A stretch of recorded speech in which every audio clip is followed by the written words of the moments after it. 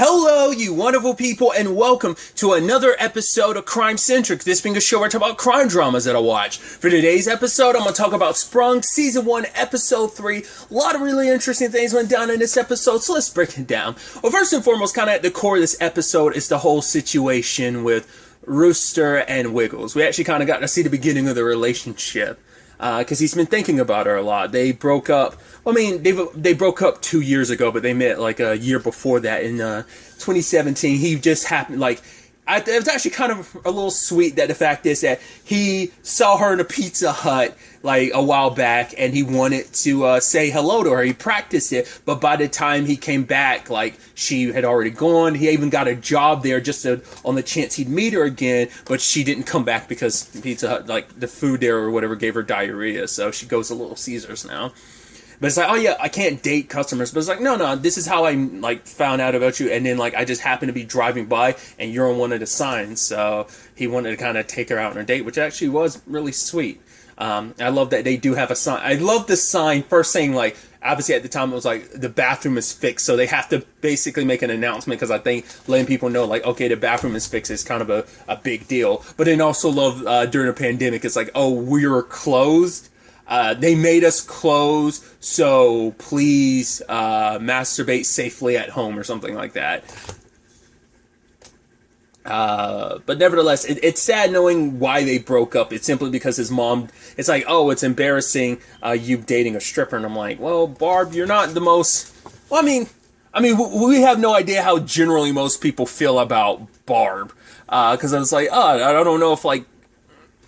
I wonder what is, I guess like her being kind of a stripper, but she's like, I'm not a stripper. I just dance in a bikini. It's a different union. And it's like, yeah, you should do it too, Barb. Like, you're still very pretty, even if you don't feel like it. And Barb's just like, why is she nice to me when I'm being mean to her? It's just like, because she's just a very nice person. It's actually, I was like, honestly, I was like, that's actually really sweet of Wiggles to say and do. I thought that was really nice. But, Barb gave Rooster an ultimatum. Either you come home with me, or basically no more pizza bagels, or you're gonna have to like get someone else to like wash or fold your clothes. And he ended up choosing his mom, which is sad because he was going to propose to Wiggles, and now he's trying to get back his love because he does want to marry her. He wants to get the ring back, but she already traded it to someone else for something, and that person traded it for coke. So try to get it back from the drug dealer, which the drug dealer was like, no.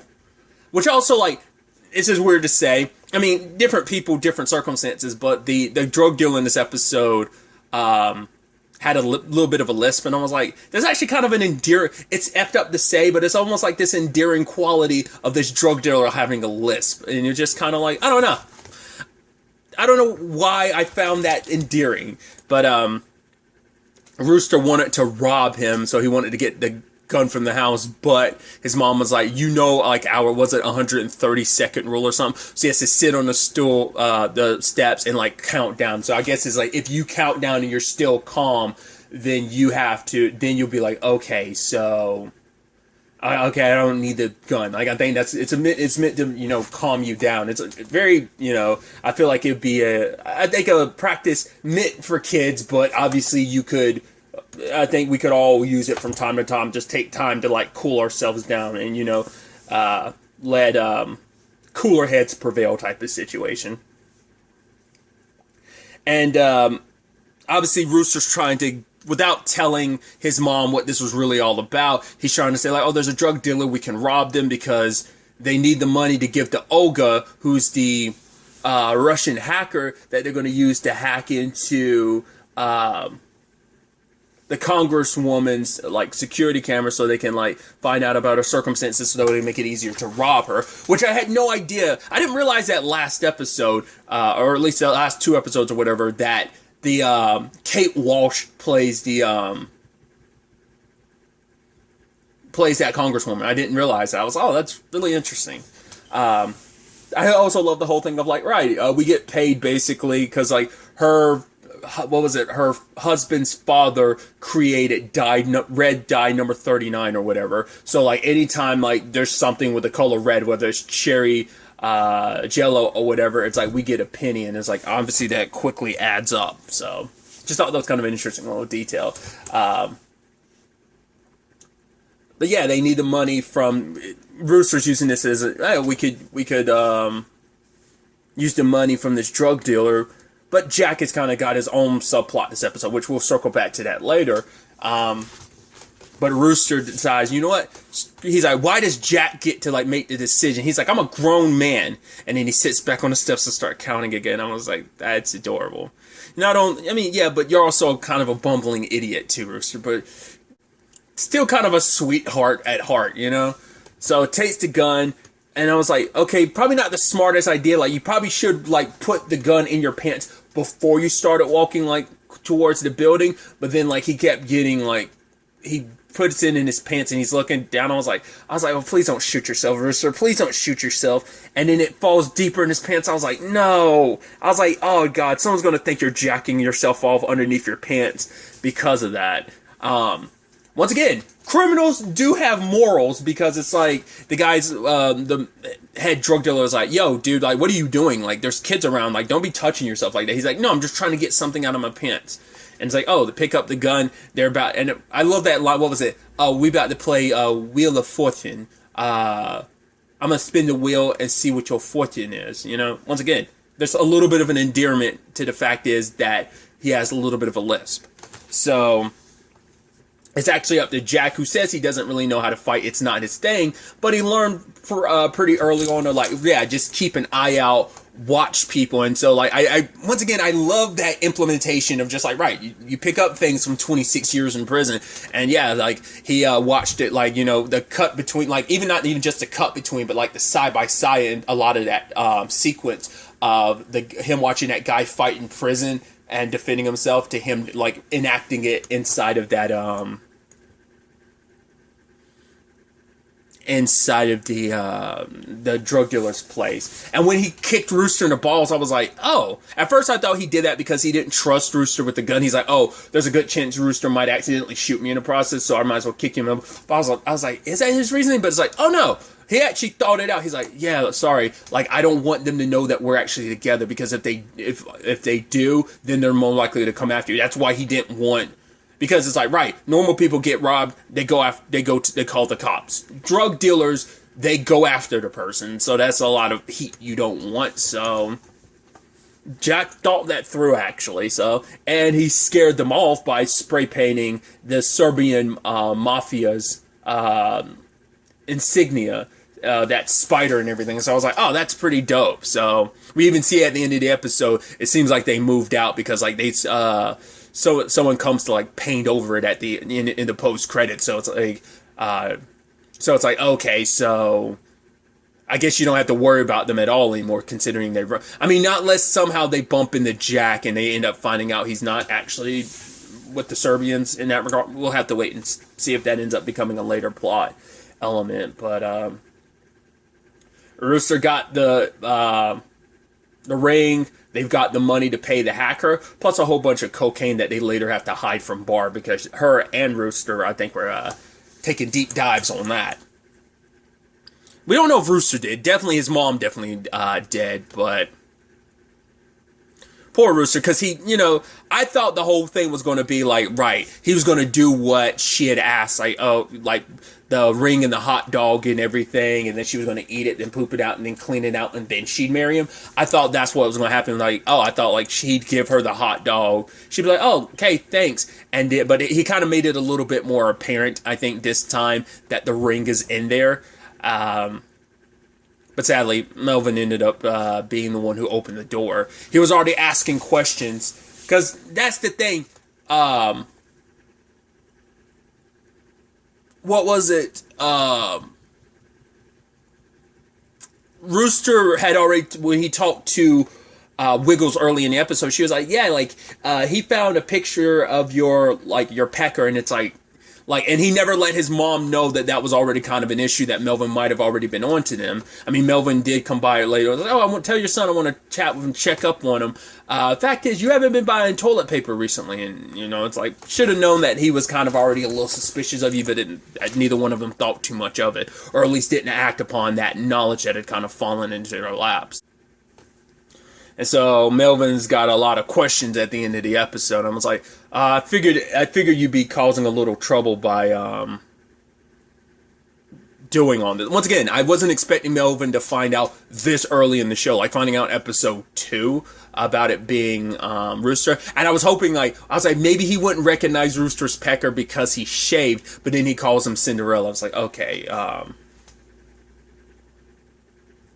I was like, man, I was hoping because he shaved or something, I was like, maybe it will look a little different, so you won't be able to recognize it. But I'm like, I know, but I was hoping like that'd be something there where it's like, oh, it looks completely unrecognizable because he shaved. But it's like, nope, Melvin's got Rooster, and the question is Rooster going to answer a lot of that? Because I do ultimately think they're all going to end up working together. I think Melvin and Wiggles are going to become a part of this operation, because I think he's going to eventually, or at the very least, Melvin's going to get a slice of the pie, you know? He's like, all right, I want to be a part of your operation. So, like I say, either going to be directly involved by working with them, or it's just going to be whatever you make, you're going to give to me, or I'm going to come after you guys and I'm going to kill you or something like that. We'll see how that plays out. But on the other side of the episode, we have Jack trying to get a job as a teacher, which is actually, once again, just very endearing aspects of the show, is that he wants to be a teacher because I think, wasn't it like both his parents are teachers? He wants to be the English teacher / coach, wrestling coach, which I thought was interesting, because I'm like, maybe that's a little different, because, I mean, obviously the typical thing is like, right, it's usually the history teacher and the, coaches or something like that. At least in my high school experience, it was like, the football coach was a history teacher. That was kind of my experience. I feel like that's the cliche, but maybe it's like, maybe the English to wrestling usually happens too. I don't know. Either way, I'm also curious about that scene where Jack is climbing out of that drop off for Goodwill to get, something more job interview, I guess, appropriate. But I thought that was interesting. I was like, I wonder how many times did you have to do that scene? Like, I was like, I'm sure you had to do that multiple times, like crawling out of that box like that.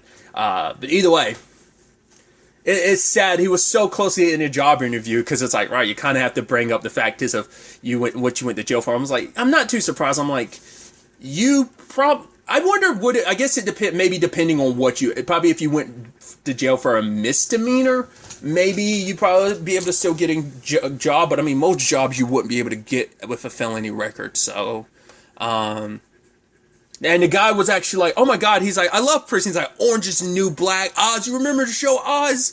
And it's like, because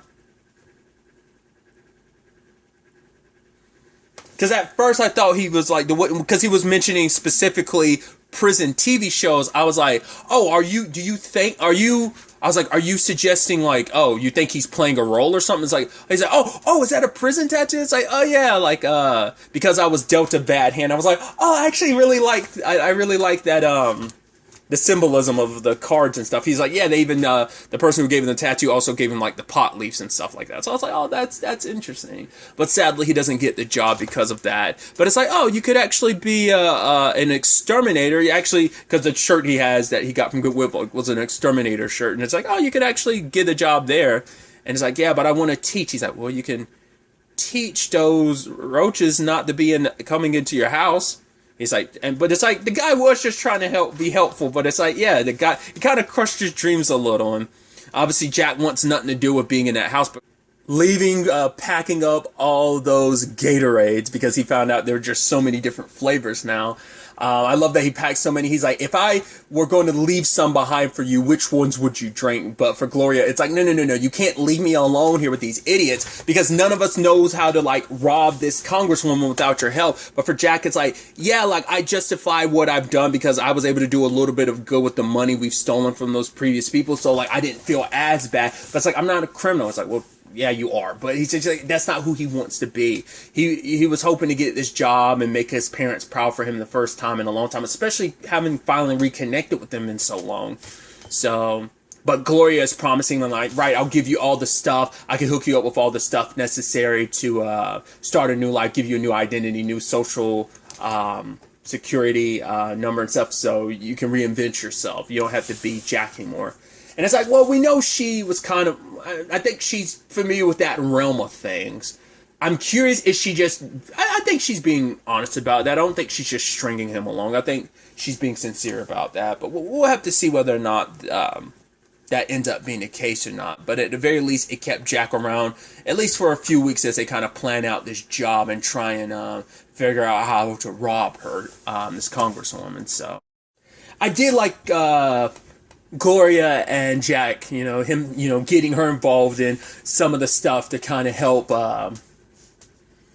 give back to people, which part of me wonders, is there something more to that? The fact is they tied that together. I mean, not only just like the whole, like, they were kind of pseudo dating in prison, but I'm also wondering, does that kind of play into Gloria's character a little bit? I mean, we know what she's involved in, like wire fraud and like stuff like that. So she's kind of used to like taking from people, and maybe she doesn't usually care too much. Or it might be one of those things where like she does not have the best belief in people. She kind of sees the worst in people, so she's fine with stealing from people because she's like, oh, people suck, so who cares? And so maybe that plays a little bit into their story. It is kind of sweet where it's just kind of like their legs touch, and Jack's almost like, oh. But part of me immediately is like, well, he might be reading too much into that, because she kind of made it clear there's not going to be something between them. We'll see.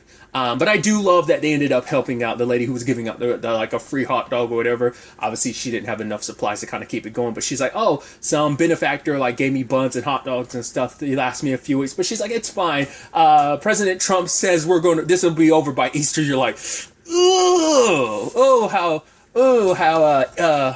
how very hopeful of us back then, huh? Oh, you're right. There was a point in time when we thought this was only going to be like a couple weeks. I mean, the crazy thing is, we're still technically in it, regardless of it all, anyway. But either way, I also think that's kind of a nice representation of, because we know that there were people doing that, because you heard stories about people like basically making their houses into drive-thrus for people to come and get like coffee or something to eat, because there's a lot of people who just, no one was making any money, so no one could really go out. I mean, and especially because a lot of places were closed, like especially early on and stuff. So I just thought that was kind of, just kind of showing you like that nicer side of humanity, like that people in general aren't all terrible. Yes, they're terrible people, but like as a whole, humanity, can be decent at times. I just thought that was kind of one of those nice little things.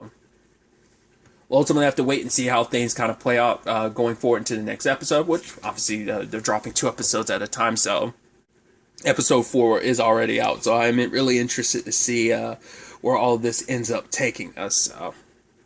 But really, that's all I want to talk about. Till the next time we meet, be happy, be safe, live life to the fullest, and enjoy it. Good day, and goodbye.